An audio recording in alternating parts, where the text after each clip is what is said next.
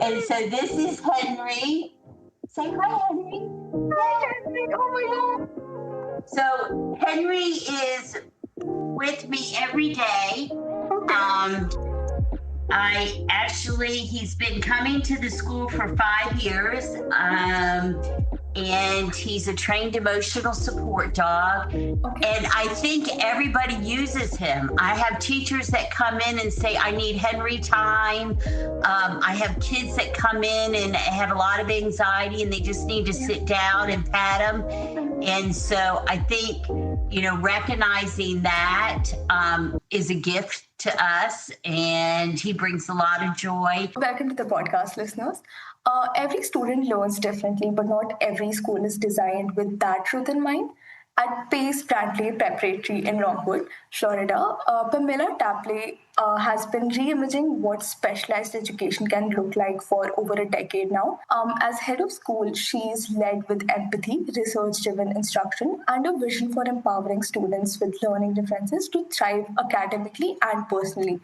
Under her leadership, Pace Brantley has become a model for how individualized learning and community partnership can redefine success for every learner. Welcome to the podcast, Pamela. How are you doing today? Oh, thank you so much for having me. This is such an honor. I'm really super excited. So are we, and I think I'm really looking forward to this podcast. So I love to begin all podcasts with understanding a little about my guest's background. So you spent decades working across schools and districts before leading Pace Brantley. So what was it that first drew you into education, and are those original motivations still what keep you going today?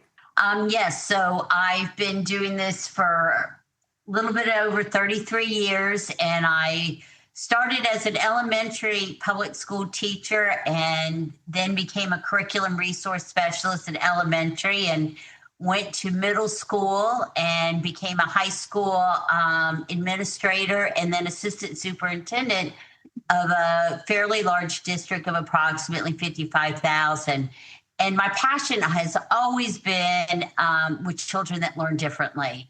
And so I received a phone call and they asked me about my interest in this school, and I just felt it was something that I was led to do.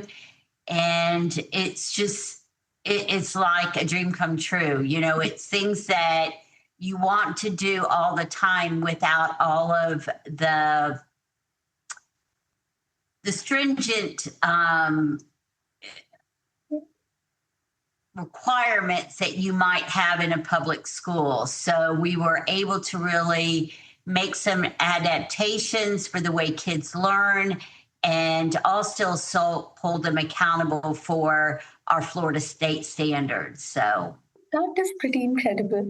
So you've worked in both large public systems and a specialized independent school. So what are the key leadership lessons that you've learned that have shaped your approach to supporting diverse learners? Well, I think it's always about learning. I think it's that we ourselves as leaders have to be constant learners and seeing what's out there with technology, with research.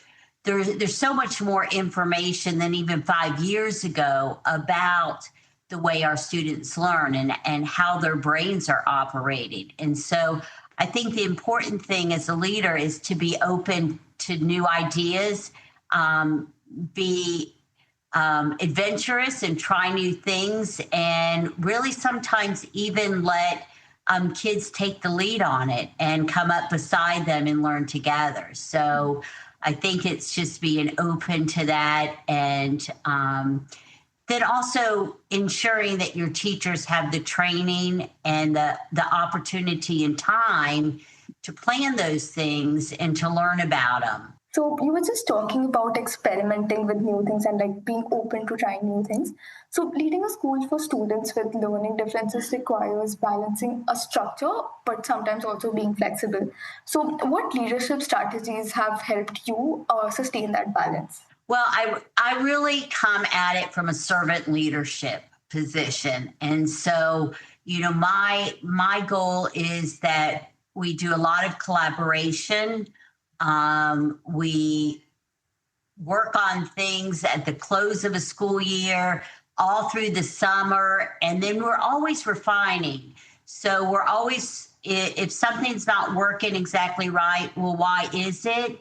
And let's talk about it, and let's talk about some other ideas that can help either provide support to our students or as well to our teachers. So I think it's always coming from that servant leadership perspective. So you were just talking about your teachers. So how do you ensure that your teachers feel equipped, that is emotionally and professionally, to meet the complex needs that sometimes learners may have, who often require individualized attention and support? Well, that's a great question, because making sure that your teachers are emotionally and where they need to be and taking care of them. So we do a lot of collaboration. We're fortunate in that we are a smaller school, so we spend a lot of time in the classrooms. We spend a lot of time talking with our department chairs, grade level chairs. And really, it's about having that open door. You know, if you need something, let us know what that is. If you need 10 minutes to take a walk and catch your breath, we're there to help support you, because you're right. Some days it is very stressful, and we have to make sure that our teachers are well taken care of so that they can meet the needs of our children. But I really think it's creating that environment where there's open communication. Teachers feel supported. We do a lot of things for them. We have morning coffee rounds some days. Sometimes we go around with a card and we do an special ice cream treat for them. We also have a wonderful parent organization that does birthday surprises for them. You know, we have luncheons for them. So we really, you know, there's things, sometimes we just show up with some bagels and coffee in the mornings. So it's really just about letting them know that you care about them, letting them know that they're very important to the backbone of our school, and that, you know, if something comes up, we're in this together. And so if a problem comes up, we solve it together. And we work on that together as a team, not only with administration, teachers, but also our families. It's incredible, and especially showing up with bagels or coffee sometimes. I'm sure that has a wonderful and a very long lasting impact. So, you were just talking about how you support your teachers. I would love to know, how is it that you support yourself when you feel burnt out, or when you're not doing that well mentally? What do you do to take care of your mental health? Well, you know, it's amazing because I have an incredible team that surrounds me. And, you know, one person can't do everything. And so I think having a team that supports one another and also recognizes the demands as the head of the school, you know, they tend to take very good care of me and say, hey, you know, you really need a day, and we got this for you. And so I think a lot of that, you know, I love to read. I love to take long walks and go to the beach. And, but really, I think the joy is seeing the smiles in the faces of our kids, that they're happy to come here. You know, I get a lot of hugs. We are at elementary through high school. I get hugs all day long from kids. So, you know, they definitely feed that energy of excitement, and just, you know, it's just a great place. But there are times where you've got to say, hey, you know, I need a little bit of a break. And that's a good thing that you go and you take that, because it's important that your body is rested so that you can do a great job too. That is incredible for us to know. So, if I were to ask about community engagement and parent collaboration, so you have a strong focus on both of those things. So, what have you learned about building trust and shared ownership in this kind of school model? I think it's really important to build relationships with your parents and the kids. And so I'm out all the time. We actually have a therapy dog. He is a little Frenchie, and his name is Henry. Okay. And come here, Henry. And so I will show you Henry. This is Henry. And so this is Henry. Say hi, Henry. Hi, Henry. Oh So Henry is with me every day. my God. He's been coming to the school for 5 years. And he's a trained emotional support dog. Okay. And I think everybody uses him. I have teachers that come in and say, I need Henry time. I have kids that come in and have a lot of anxiety and they just need to sit down and pat him. And so I think, recognizing that is a gift to us, and he brings a lot of joy. But then I think it's also the time you spend out there with the kids and listening to what they have to say and encouraging them that it's okay. And then, our parents, it's a lot of communication. We talk a lot on the phone. We email each other. I see him in the mornings. I have an amazing principal that is out there every afternoon doing car duty, and she greets the parents. And, if a kiddo made a poor decision, she's out there talking to them. And so it's really about building that trust so that parents understand when we make decisions that it's always in the best interest of their child. And we also kind of create that safety net, if you will. So, when they make mistakes, and kids are going to make mistakes, they're going to do it in a safe environment that's going to help support them to make better decisions. So I think Henry has my heart. I'm still stuck. Yeah, he tends to do that. And I think my attendance would go up so much if I were in school and if I had. Oh, yeah. I swear I would attend school every day. He goes out and plays with them at recess time, and if we read a book, he goes to read the book, and he's around campus all the time. That is incredible.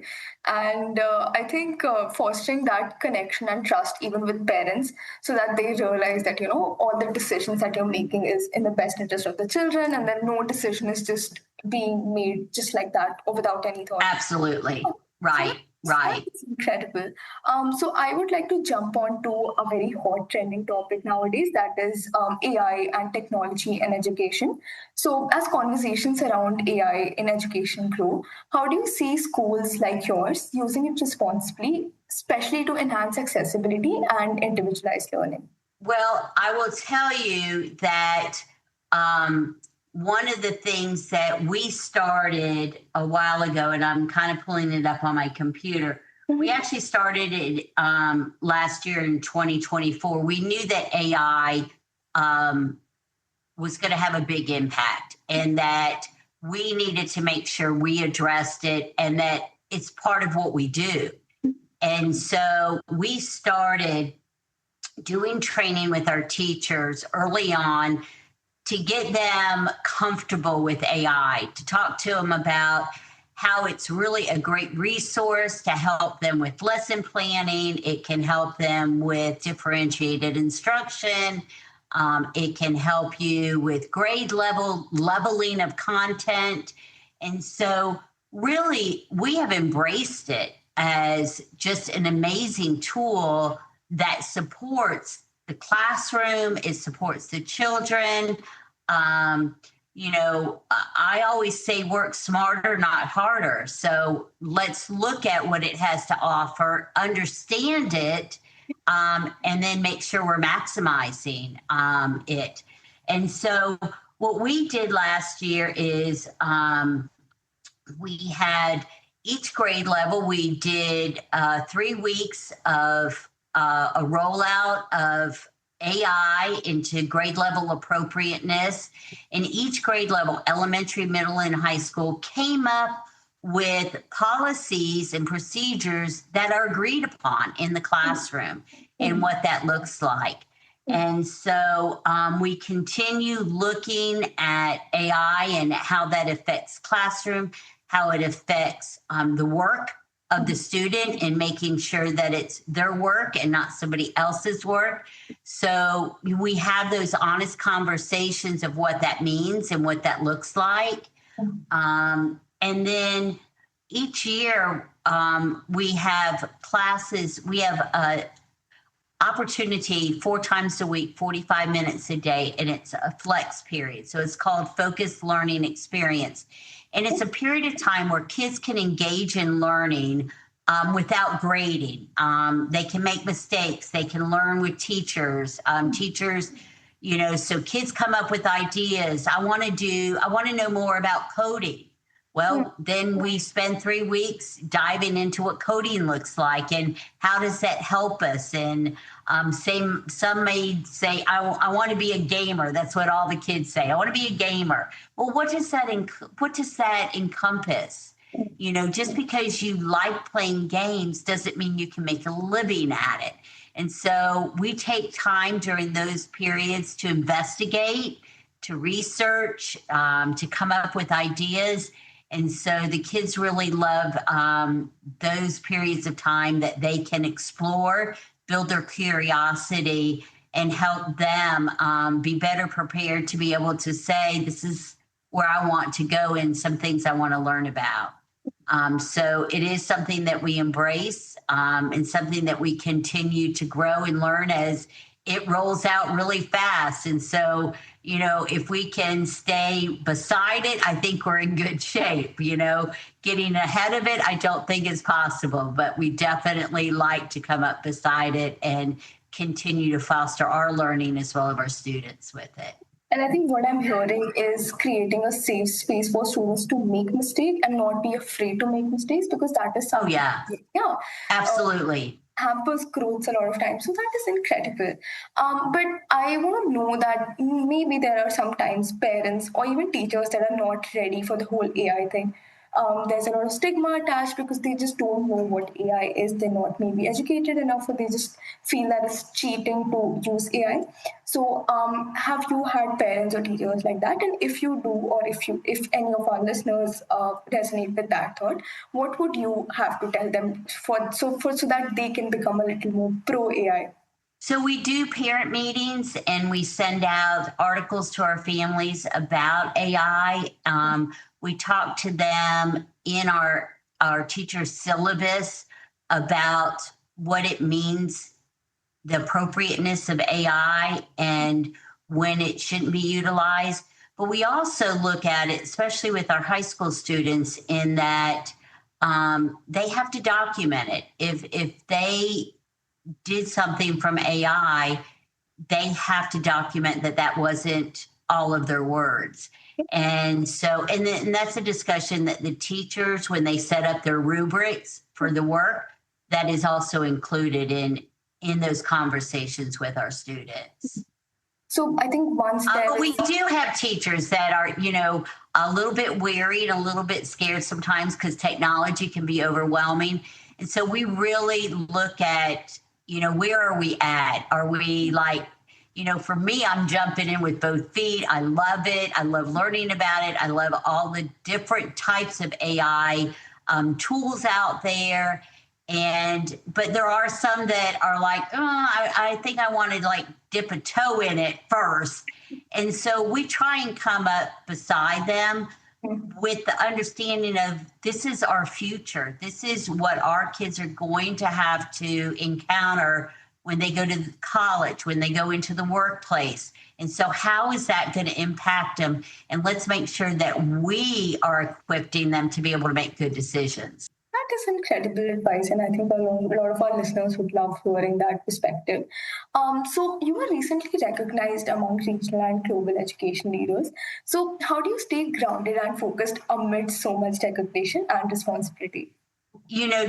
Receiving those honors and recognition is really a work of many. I get to lead it, which is just truly an honor to be able to do. But I have an amazing team of administrators that help support me. Our teachers are absolutely incredible. And so I think when you have the right group of people and they're all working on the mission together, and they're excited about it, I think all these wonderful things happen.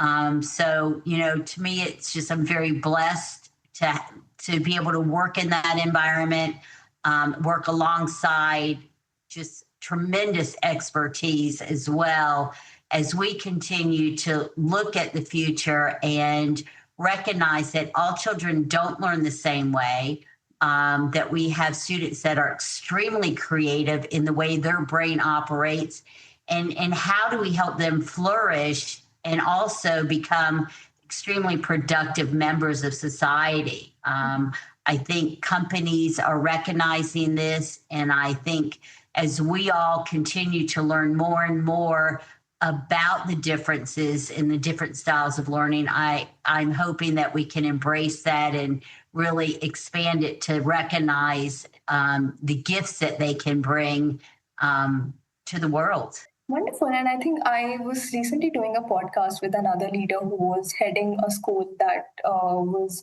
specially for neurodiverse kids. And he said that neurodiversity should be seen as a superpower, because, those kids are incredibly creative in ways that neurotypical people can't even imagine. So rather than seeing it as something that is hindering the child, we should see or seek for their strengths. So yeah, I think that is a wonderful perspective to have.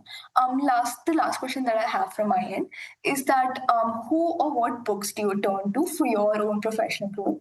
Are there any books, specific mentors, or leadership practices that continue to shape the way that you lead today? I'm always looking at books about, neurodiversity, looking at collaborations, what different ways to collaborate. I look at a lot of podcasts, and really, I look at people to inspire me, and they're so different walks of life. And sometimes it's just those that have had those experiences and they're not a famous person, or, but I see them on LinkedIn and I read something or I read an article. So I think it's really following a lot of that.